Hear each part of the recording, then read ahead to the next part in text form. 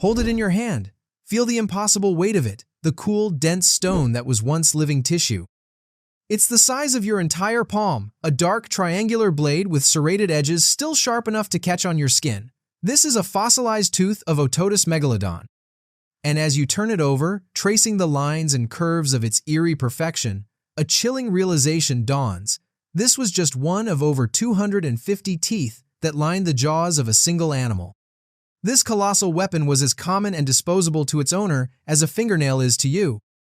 When we think of an apex predator in the ocean today, our minds conjure the image of the great white shark, a magnificent and fearsome creature, a perfect engine of predation. A large one might reach 20 feet long and weigh over 2 tons. It is the undisputed king of its domain. But the animal that this tooth belonged to would have made a great white look like a minnow.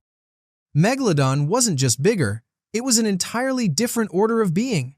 Imagine a creature the length of a school bus, weighing upwards of 50 or 60 tons, the mass of 10 bull elephants. Its gape was so wide it could have swallowed a small car, and its bite force was one of the most powerful in the history of life on Earth, strong enough to crush the skull of a whale. For more than 20 million years, this super shark reigned supreme. It was a cosmopolitan ruler, its fossilized teeth found in the waters of every continent except Antarctica. It was the apex of apex predators, a living battleship of muscle and cartilage with no natural enemies. It was, for all intents and purposes, invincible. And then, it vanished. Around 3.6 million years ago, the Megalodon disappears completely from the fossil record.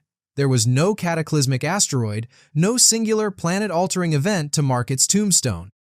The king simply ceased to be. How does this happen? How does a creature that perfected the art of predation on a global scale, a dynasty that outlasted countless other species, just fade into oblivion? The mystery of Megalodon's extinction is not a simple tale of being outfought or outhunted. It's a far more complex and subtle story about the fragility of power, the intricate dance between a creature and its world, and how even the mightiest sovereign can be brought down not by a challenger, but by the slow, grinding collapse of the world that made it. This is a cautionary tale etched in stone and time, a ghost story whose clues are scattered across the floor of the deep ocean, waiting for us to piece them together. To understand its fall, we must first appreciate the sheer scale of its reign. The creature we call Megalodon was not simply a large shark. It was a biological singularity, a beast of terrifying and beautiful proportions. Scientific consensus, pieced together from vertebral columns, and, most importantly, its abundant teeth, paints a picture of an animal that regularly reached lengths of 50 to 60 feet. At that size, it was a hypercarnivore, an animal that needed to consume over a ton of food every single day just to fuel its massive body. Its jaws, armed with those iconic 7-inch teeth, were not just for slicing, they were for shattering. The force of its bite was an estimated 40 pounds per square inch, easily dwarfing the 12 psi of a Tyrannosaurus rex. Megalodon didn't just bite its prey, it annihilated it. For decades, it was popularly believed, and even scientifically argued, that Megalodon was the direct ancestor of today's great white shark. The visual similarity of their teeth made it an easy assumption. But modern paleontology has redrawn the family tree. The great white belongs to the genus Carcharodon, while Megalodon is placed in the genus Otodus. They were not parent and child, but rather distant cousins, two separate evolutionary lines of superpredator that happened to coexist and compete for a time.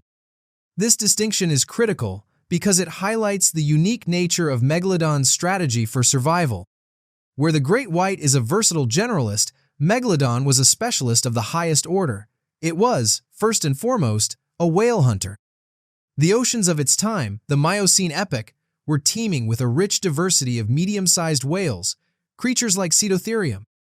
These were smaller and slower than the massive baleen whales of today, making them the perfect high-calorie prey for a predator of Megalodon's size. The fossil record is our witness. Paleontologists have unearthed whale vertebrae cleaved in two, rib cages bearing the unmistakable arch of a Megalodon's jaw, and skulls with gouges from those serrated teeth. Its hunting method was likely a brutal, efficient strategy, a high-speed, deep-water ambush, ramming the whale from below to stun it and break its ribs, then targeting its flippers to immobilize it before delivering the final, fatal bite. For millions of years, this system worked flawlessly. In the warm, productive global oceans, Megalodon was the unchallenged sovereign, a living force of nature that shaped the behavior and evolution of every large animal in the sea. The ocean's rhythm beat to the pulse of its hunt. But the world does not stand still. The very stage upon which Megalodon's long and successful reign was built began to shift beneath it. The warm, stable climate of the Miocene, an era of balmy seas and lush marine ecosystems, was drawing to a close. Earth was entering a new and volatile phase, the Pliocene. The planet began to cool, slowly but inexorably. This was the dawn of the ice ages. From our human perspective, climate change can seem abstract, but for the life in the oceans, it was a tangible, physical transformation of their entire universe. As global temperatures dropped, vast quantities of water were captured and frozen into continent-sized glaciers at the poles. With so much of the planet's water locked up in ice, a critical consequence rippled across the globe. Sea levels began to fall dramatically. Coastlines retreated, and what were once sprawling, shallow seas became dry land. For a creature like Megalodon, this was a catastrophe delivered in slow motion, an assault on two of the most fundamental pillars of its existence. The first to be struck was its future. Like many modern sharks, it is believed Megalodon used specific, sheltered nurseries to birth its young. These were warm, shallow coastal lagoons and protected bays, rich with smaller prey and safe from the larger predators of the open ocean, including other adult megalodons. Here, the pups, which were already the size of a grown man at birth, could hunt and grow in relative safety. But as the sea levels dropped, these vital nurseries the species simply vanished. They shrank, became disconnected from the ocean, or dried up entirely, leaving the next generation of Megalodon exposed and vulnerable. The survival rate of its young would have plummeted. The second blow was to the adults themselves. Megalodon was a warm-water creature, its massive body and metabolism tuned to the temperate oceans it had dominated for millions of years. As the polar ice caps expanded, they pumped frigid water into the ocean currents, chilling the seas. The shark's comfortable, globe-spanning habitat began to shrink, contracting towards the equator. It was being squeezed out of its own home, its vast empire reduced to a dwindling band of warm water. The king was slowly being cornered, not by a rival, but by the relentless chill of a new geological era. The world that had forged it was now turning against it. The cooling climate and falling sea levels were only part of the perfect storm. They were the external pressures, the walls closing in. The fatal blow, however, came from within Megalodon's own body, its ravenous, insatiable appetite.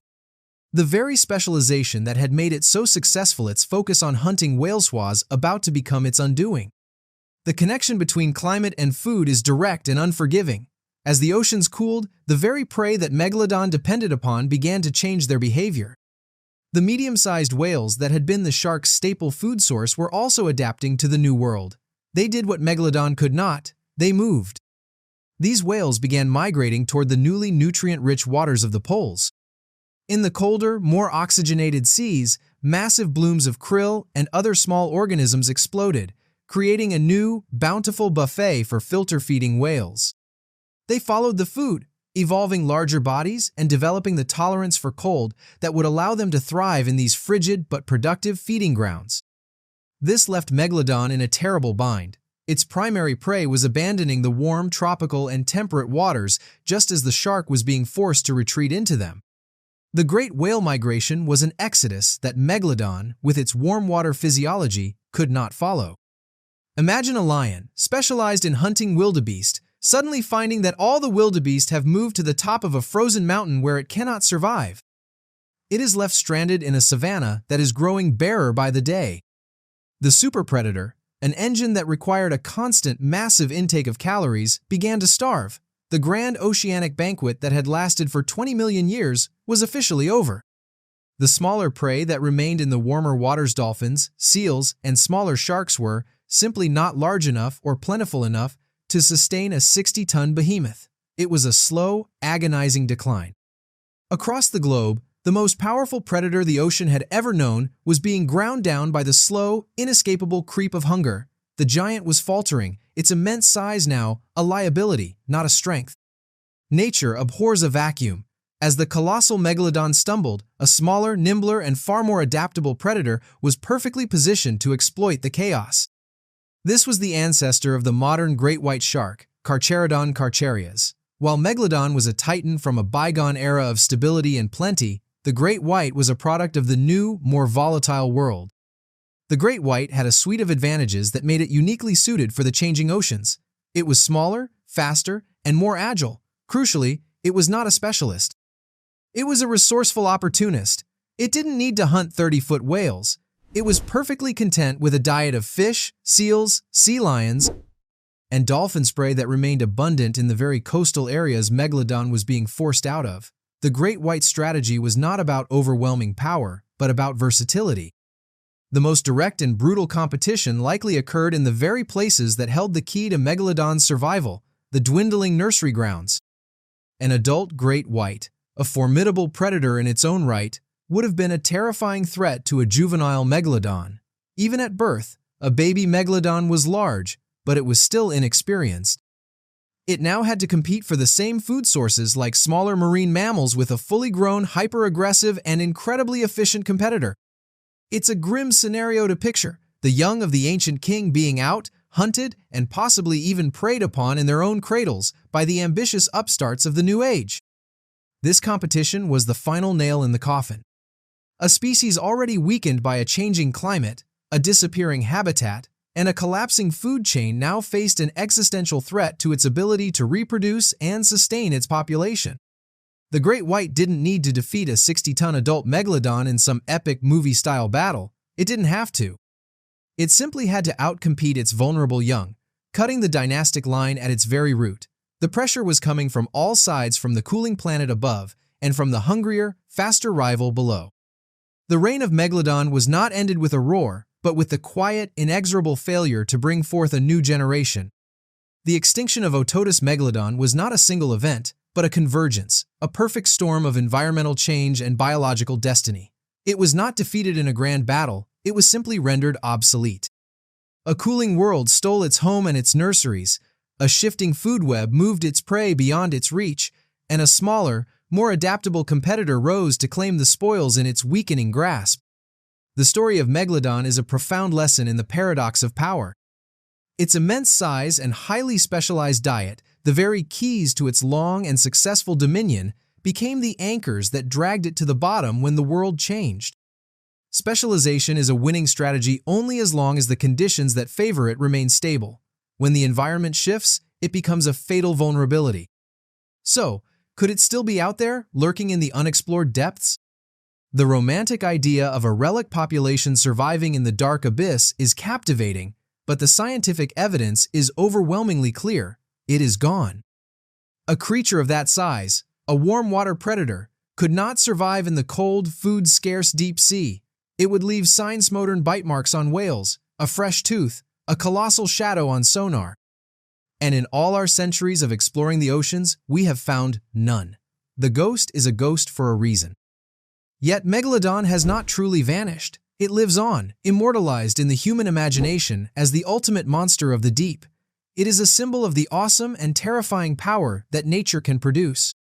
But its true legacy is more than just a creature feature. It is a stark reminder that no reign is eternal and no power is absolute. The story of its collapse is a mirror reflecting our own planet's precarious state of change, a tale of how even the mightiest can fall when the world they are built for disappears. The next time you see the vast, inscrutable surface of the ocean, remember the king that once ruled it. Remember the immense, empty space it left behind, and reflect on the profound and humbling truth that in the long, unfolding story of life on Earth, the only true constant is change.